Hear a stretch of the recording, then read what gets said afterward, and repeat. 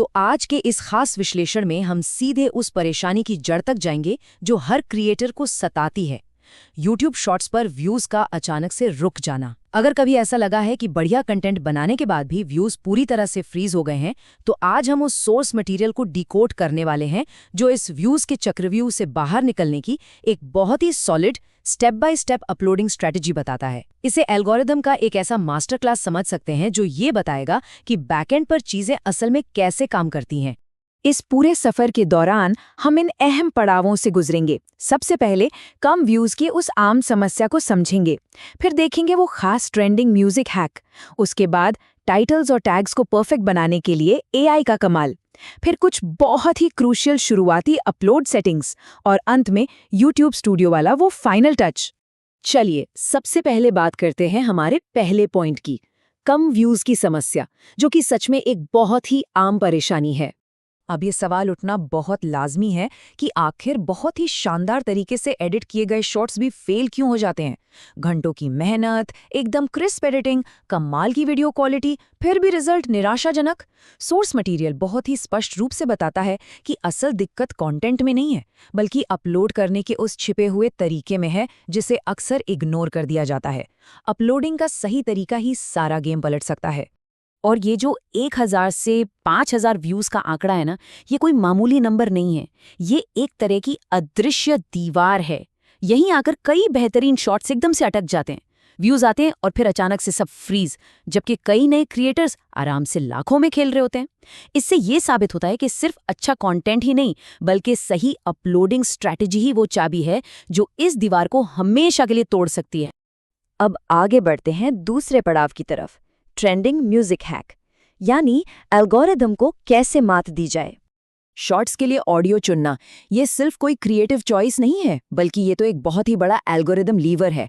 App खोला और कोई भी रैंडम ट्रेंडिंग गाना लगा दिया, बस इतने से काम नहीं चलेगा।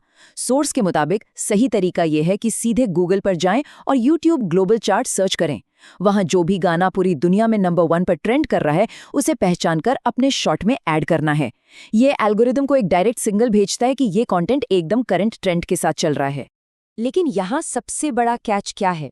इस हैक का इस्तेमाल ऐसे करना है कि असली आवाज़ खराब ना हो, और यहीं पर ये 2 से 3% का आंकड़ा मैजिक की तरह काम करता है। जब उस ग्लोबल ट्रेंडिंग ट्रैक को ऐड किया जाता है, तो उसका वॉल्यूम कम करके सिर्फ 2 या 3% पर सेट कर देना चाहिए। इससे होता यह है कि बैकएंड पर एल्गोरिदम तो उस ट्रेंडिंग ऑडियो को पकड़ लेता है, लेकिन दर्शकों को सिर्फ ओरिजिनल आवाज़ ही एकदम साफ साफ सुनाई देती है ना कमाल की ट्रिक?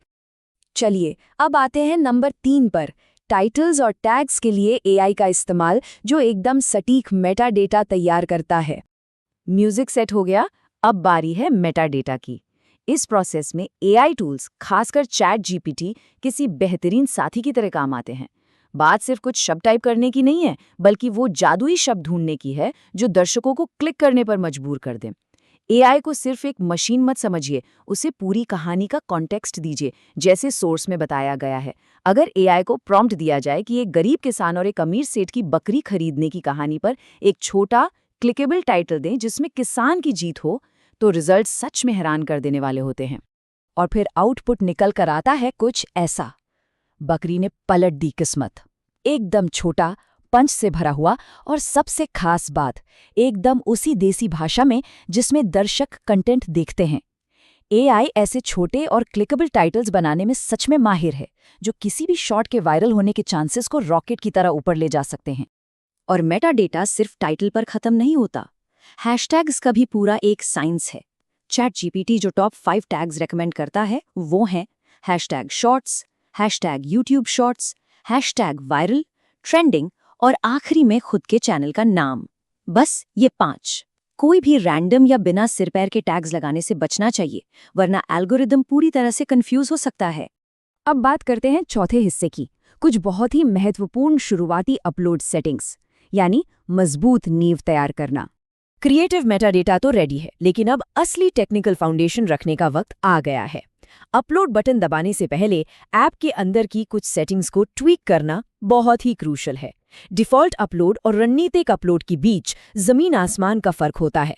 आमतौर पर जल्दबाजी में वीडियो को सीधे पब्लिक और मेड फॉर किड्स सेट करके पब्लिश कर दिया जाता है, लेकिन एक स्ट्रैटेजिक अपलोड में इसे हमेशा अनलिस्टेड यानी असूचीबद्ध रखना चाहिए।